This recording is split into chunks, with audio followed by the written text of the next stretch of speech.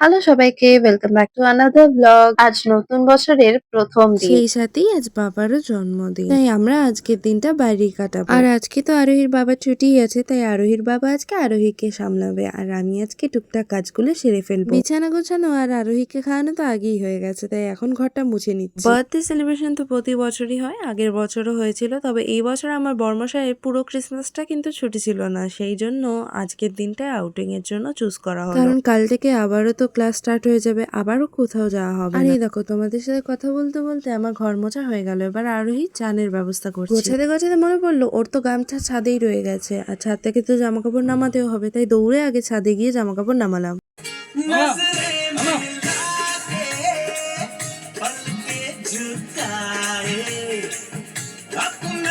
আরোহীর বাবা বাড়িতে থাকলে আমাদের এইভাবেই এনজয় হয়। আর আরোহী তো গান চালালেই নাচতে শুরু করে দেয়, সেই সাথে সাথে ওর বাবাও নাচতে থাকে। এরপর তো আরোহীকে চান করাবো, তাই জন্য রোদ পুইয়ে নিচ্ছিলাম আর ওর মাথায় তেল মালিশ করে দিচ্ছিলাম। ও কিন্তু মোটে শুয়ে শুয়ে তেল মালিশ নেয় না। কয়েকদিন যাবত আমি কিন্তু আরোহীকে মালিশ করছি না, কারণ ওর অয়েলের কারণে গায়ে কিন্তু র্যাশেস বেরোচ্ছে। আমি ঠিক জানি না এটা কেন হয়, তবে ডক্টর বলে এগুলো হিট র্যাশেস। আরোহীর চান হয়ে গেছে, তাই ওর বাবা ওকে ঘুম পাড়ানোর চেষ্টা করছে, আর আমরা সকাল থেকে কিছু খাইনি, তাই দুটো জিলিপি খেয়ে নিলাম।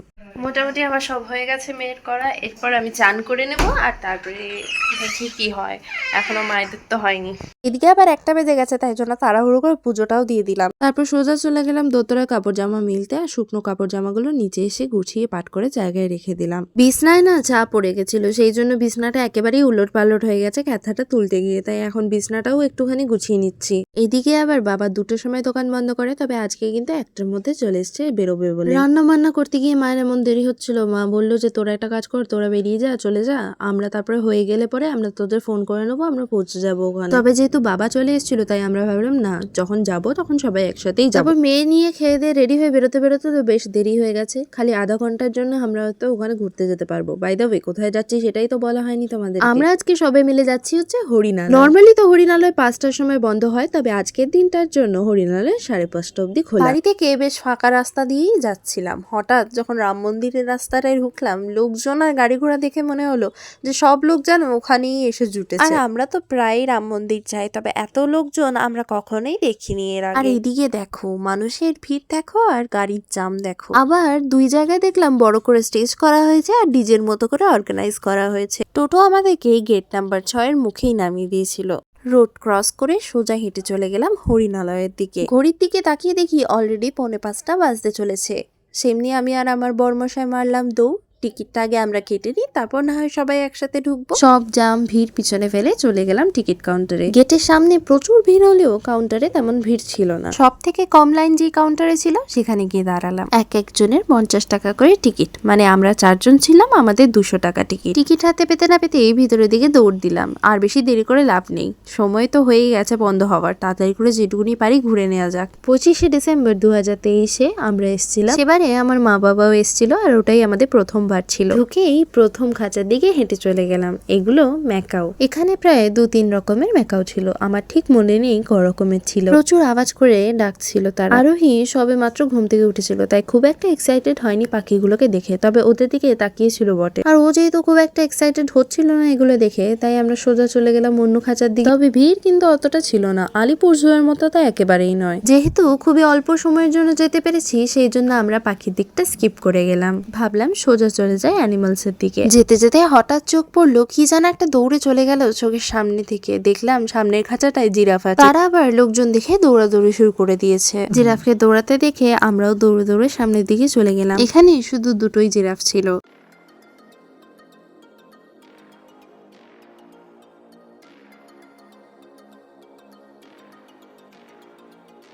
আরো এই জিরাফগুলো দিকে কেমন অবাক হয়ে তাকিয়েছিল দেখো।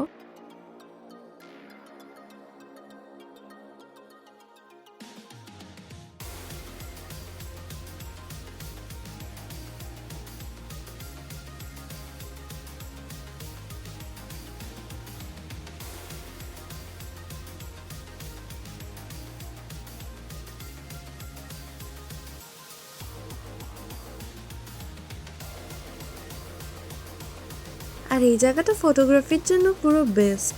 এত প্লান্ট আর স্পেশালি ফুলগুলো এত সুন্দর লাগছিল। আগের বারও এসে এই জায়গাটাতে দেখেছিলাম, ফটো তুলেছিলাম, তবে এর থেকে কম প্লান্টসই ছিল তখন।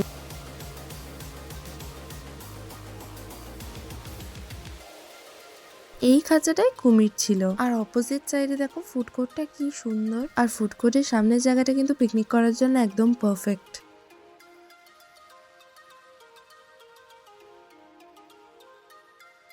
কুমিরগুলো এমন ভাবে শুয়েছিল যেন মনে হচ্ছিল স্ট্যাচু, এগুলো অরিজিনাল নয়। সবাই জিজ্ঞাসা করছিল এটা অরিজিনাল না ফেক। সামনে এগিয়ে যেতে একটা খাঁচা দেখে মনে হলো দূর থেকে যেন খালি, তবে সেখানেও কুমির ছিল, তবে একটাই ছিল আর সেটা দেখাও যাচ্ছিল না ঠিক করে, একটা কর্নারে লুকিয়ে ছিল। সময় অল্প, তাই এখানে টাইম ওয়েস্ট না করে সোজা চলে গেলাম হরিণ দেখতে। আর এখানে প্রচুর হরিণ। হরিণগুলো আবার ফটো তোলার জন্য দেখো পোজ দিচ্ছে, ক্যামেরার দিকে তাকিয়ে দাঁড়িয়ে আছে সুন্দর করে, এমন দেখাচ্ছে যেন সত্যি ওরা ফটো তোলার জন্যই দাঁড়িয়ে আছে।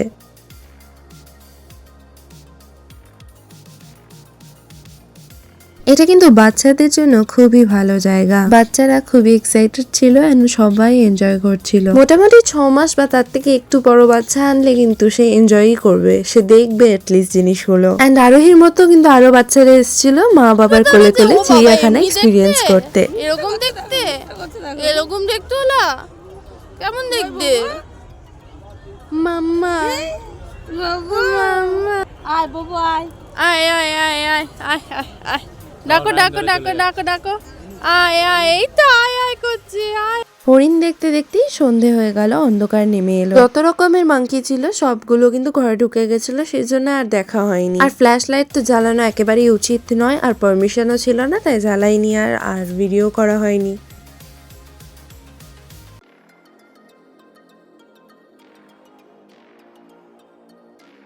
অন্ধকারে হরিণালয় আরো সুন্দর দেখাচ্ছিল প্লান্টস আর লাইটস এর জন্য। এত দেরি হয়ে গেছে, অন্ধকারও হয়ে গেছে, বন্ধ হওয়ার টাইমও হয়ে গেছে, তাও লোকজন কমছে না। এখানে তেমন একটা নেই, তবে আমাদের পিছনে আর আমাদের সামনে কিন্তু প্রচুর প্রচুর লোকজন। ফটো সেশন শেষ করে আমরা বেরিয়ে এলাম গেটের বাইরে। আর আরোহীকে একটা বেলুন কিনে দিল ওর দাদু, আর সেই বেলুনটা তো সে আর কাউকে দেবে না, নিজেই ধরে ধরে ঘুরে বেড়াবে। আর আমি এই সাপটা কিনেছিলাম। খেলনার দোকানের ঠিক গায়ে একটা পেয়ারা মাখার দোকান বসেছিল, সে দেখে তো আর কেউ লোভ সামলাতে পারলো না, সবাই চলে গেলাম আমরা পেয়ারা মাখা খেতে। আর শীতের সন্ধেবেলায় এত চটপটা একটা জিনিস, টক মিষ্টি ঝাল খেতে কার না ভাল লাগে বলো তো। পেয়ারা মাখাটা খেয়ে আমরা রাম মন্দিরের দিকে হাঁটা দিলাম। তখনও রাস্তায় প্রচুর ভিড়, লোক এত যে হাঁটারও জায়গা পাচ্ছি না ঠিক করে। আর আমরা হাঁটা দিলাম তন্দুরি চায়ের খোঁজে।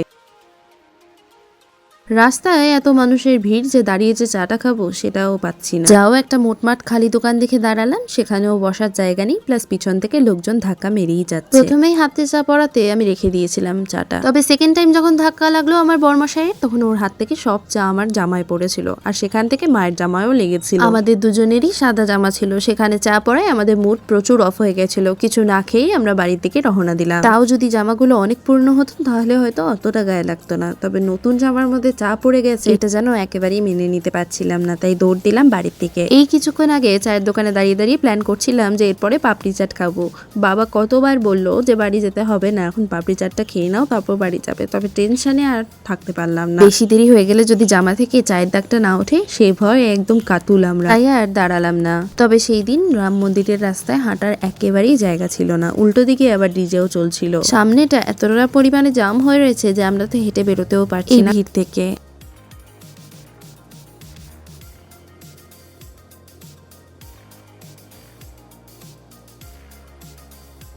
সব গাড়ি একেবারে উল্টোপাল্টা ভাবে আটকে গেছে, তার মাঝখান থেকেই আমরা রাস্তা বের করে কোনো মতে হেঁটে চলে যাচ্ছি সামনের দিকে।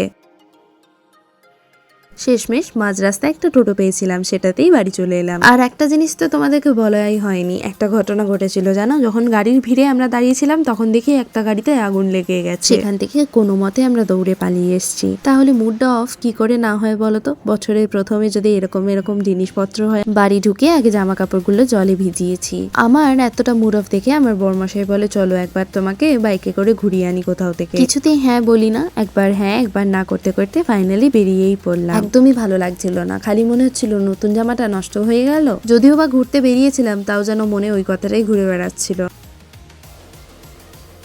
আমাদের দুজনে কিন্তু কোনো কিছুই ঠিক ছিল না, আমরা কোথায় যাচ্ছি আমরা সেটাও জানতাম না। ও জাস্ট আমাকে নিয়ে বেরিয়েছিল কারণ আমার মুড অফ ছিল। কোথায় যাচ্ছি কেউ জানি না, ইভেন বেরিয়ে পরেও আমরা ডিসাইড করতে পারিনি যে আমরা কোথায় যাচ্ছি। তবে আমি একটাই কথা বলেছিলাম, যে জায়গাগুলো আমরা নর্মালি যাই সবসময় আমি সেখানে যেতে চাই না। তবে আমাদের আশেপাশে যা যা জায়গা ছিল মোটামুটি সেগুলো আমার ঘোরা হয়ে গেছে আগেই, তাই বরমশাই ডিসাইড করতে পারছিল না কোথায় নিয়ে যাবে আমায়। এন্ড ফাইনালি আমার বরমশাই আমাকে নিয়ে চলে গেল প্যারিস। মানে ভাবতে পারছো আমার মুড অফ হয়ে গেছে সেই জন্য আমার বরমশাই আমাকে প্যারিসে নিয়ে চলে গেল। হ্যাঁ ঠিক ধরেছো, আই ওয়াজ জাস্ট জোকিং। কোনো প্যারিস ট্যারিস যাইনি আমরা গেছিলাম ইকো পার্কে, গেট নাম্বার 8 এর সামনে যে আইফেল টাওয়ারের স্ট্যাচুটা আছে ওখানে। অনেক দিন ধরে আমি ওকে বলছিলাম যে আমাকে কখনো তুমি গঙ্গার ধারে বা নদীর ধারে তো নিয়েই যাও না, তাই আজ চলে গেলাম ঝিলের ধারে একটু টাইম স্পেন্ড করতে।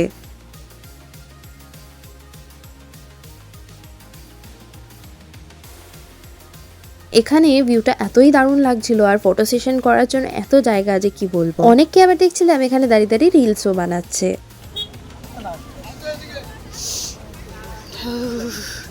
ঠান্ডা, আইসক্রিম ধরা যাচ্ছে না ঠান্ডায়। জায়গাটা তো সুন্দর ছিলই, প্রচুর সুন্দর ছিল, তবে ঠান্ডা এত ছিল যে কি বলবো, কেঁপেই মরে যাচ্ছি। আমি তো একটা মোটা ড্রেসের উপরে একটা মোটা হুডি পরেছিলাম, তারপরেও আমার ঠান্ডা যেন আটকাচ্ছিলই না। আর হেলমেট পরেও আমার কানে যেন ফুরফুর করে ঠান্ডা হাওয়া ঢুকেই যাচ্ছে। আর এত বিশাল ঠান্ডা লাগছিল আমাদের ওখানে, একদম কনকন করছিল। তাই আর বেশিক্ষণ আমরা ওখানে থাকলাম না, বেরিয়ে পড়লাম।